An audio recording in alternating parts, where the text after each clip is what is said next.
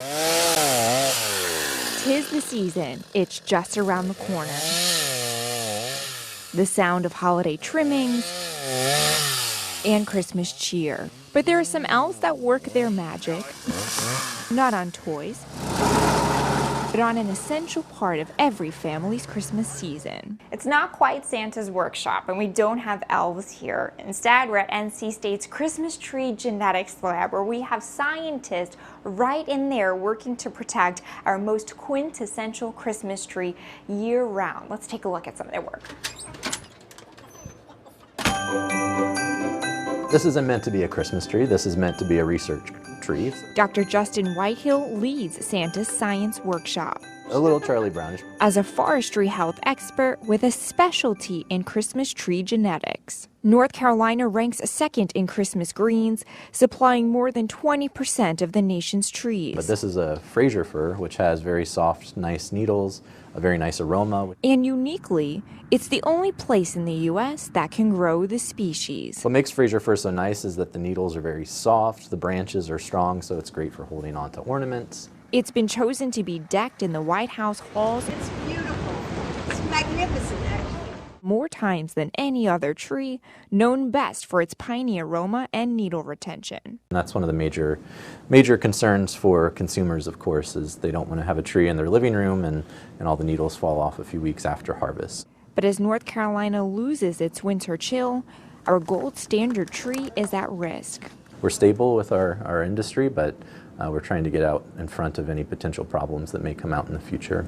So these scientists are looking for the best genes to grow faster, bigger, and also improve the ability of those trees to withstand climate stress, climate change, as well as challenges from insect and fungal pathogens. And more resilient trees. These are the adult females that are feeding on the needles. Both insects and this is the same pathogen in a liquid culture.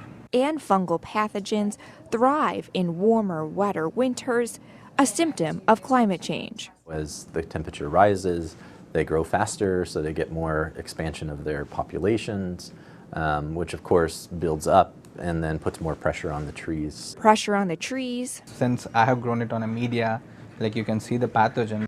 Come with stress on the growers. Microscopic killers cause roots to rot underground. It's hard for the growers to see that there is a presence of pathogen, and also it's hard to treat them.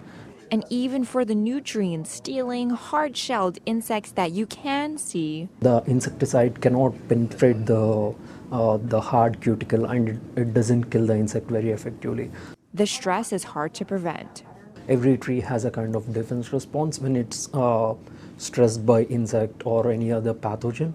And that's where the genetics come in. If I identify some characteristic defense mechanism in a Christmas tree, we try to bring into Fraser fir and try to mass produce such Christmas trees. One unsuspecting defense mechanism. This is pinene, and it has a really strong pine scent. Is the very scent that reminds us the holidays are near. This is limonene. It smells like lemons. It's common in citrus.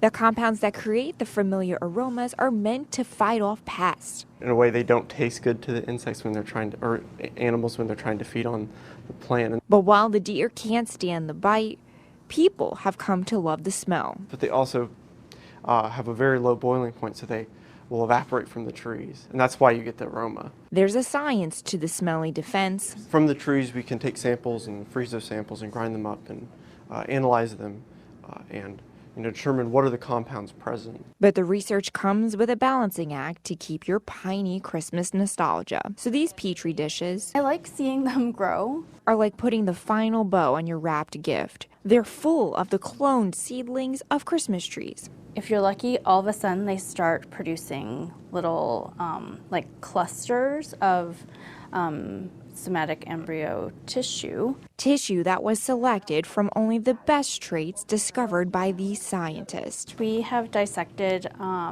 some embryos out of mature seeds. For the most resilient tree. We know that the offspring of that tree that's been selected for its elite genetics are going to be producing trees that are also elite, like the parent tree. And even after all that holiday stress, There's ways of dealing with it, but we're for a research program, we try to get ahead of those issues. These scientists are hoping those elite trees put them on Santa's nice list And make sure that the industry can keep going long into the future. and help them stay there. Meteorologist Elisa Raffa, Queen City News.